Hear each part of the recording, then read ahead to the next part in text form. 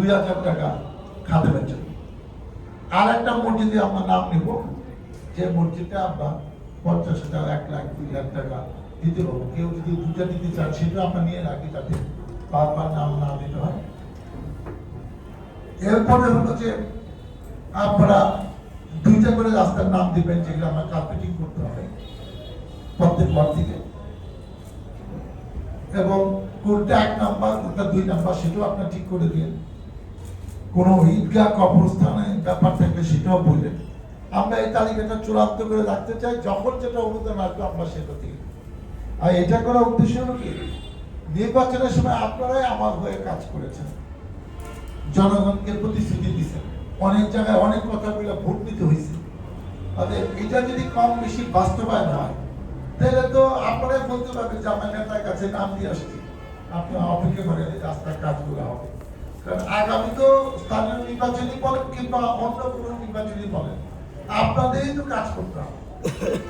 সেই জন্য আমরা মনে করি যে আমার কোনো পছন্দ নাই, আপনাদের পছন্দ, আপনাদের ইচ্ছা, আপনারা যেখানে যেখানে প্রতিশ্রুতি দিয়েছেন কিংবা আমি দিয়েছি ভুলে যেতে পারি, আপনাদের কাছে নামটা দিলে আমরা এটা কম্পিউটার একদম লিপিবদ্ধ করে রাখবো এবং এটা চলতে থাকবে। সেই জন্য কিন্তু আজকে আমাদের ইউনিয়ন বিএনপি অঙ্গসনের নেতৃত্ব নিয়ে আমরা ডেকেছি।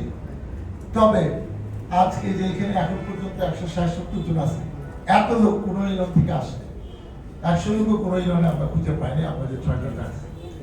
এবং আমার কাছে ভালো লাগছে যে আপনারা হয়তো মুখে দেওয়া তো অনেকে মুখে পেয়েছেন, আর কিছু লোক তো আপনার ফেসবুকে পেয়েছেন, সেটা ফেসবুকে আমি দিয়ে দিয়েছি, আজকে আপনাদের সাথে কথা বলছি। যাই হোক, আমরা আমাদের কার্যক্রম শুরু করছি। আর ইচ্ছা করে এটাকে একটু পিছাইছি, কারণ বিপ্লব আমি যখন প্রোগ্রামটা বানাচ্ছি তখন দেখি যে বিপ্লব 2 দিন পরে আসবে, সেই জন্য বুদ্ধি করে করছিলাম যে প্রোগ্রামের সঙ্গে ও যেন থাকতে পারে, সেই জন্য প্রোগ্রামটা এই বছর আমার লাস্ট হয়েছে।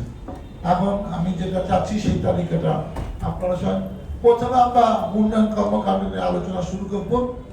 1 নম্বর ওয়ার্ড, এখানে একটা কথা বলি, এখানে কিন্তু বক্তৃতার কোনো সুযোগ নেই যে যারা বসে আছে সবাই বক্তৃতা দেবে, সিস্টেম কিন্তু না।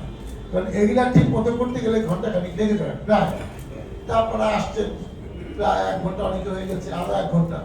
দরকার কেন, পৌরসভা বাসিন্দারা যাইতে হবে ওই দিকে, আজকে আর বক্তৃতা আমরা নিব না। কিন্তু প্রত্যেক ওয়ার্ড থেকে যারা দায়িত্বশীল 1-2 জনের মধ্যে বলেই শেষ করে। এখন 1 ওয়ার্ড থেকে 5-7 জন যদি এইসব উন্নয়নের নাম ফিরিস্তি তুলতে থাকেন, তাহলে কিন্তু হবে না। 2টা মসজিদের নাম, 2টা রাস্তার নাম প্রত্যেক ওয়ার্ড থেকে আপনারা দিয়েছেন। এখন আপনারা চিন্তা করেন, আমি যদি এইগুলা সব বাস্তবায়ন করি, 2টা রাস্তা আপনারা জানেন 1 কিলোমিটার রাস্তা করতে এখন 1 কিলোমিটার 1 কোটি টাকা লেগে, তাহলে 1 ইউনিয়নে যদি এই 9-10 কিলোমিটার কিংবা 10টা-12টা রাস্তা হয়, তাহলে এই 7টা ইউনিয়নে একটা পৌরসভা কি অবস্থা আপনাদের মাথায় থাকতে হবে। আর এটা একটা চলমান প্রক্রিয়া। ধরেন আপনারা 1 মাস পরে কোনো এলাকার লোকের আসলো আমার সাথে কোনো ব্যাপারে আলাপ করতে, উন্নয়ন করতে, আমি কি সেটা গুরুত্ব দিব না?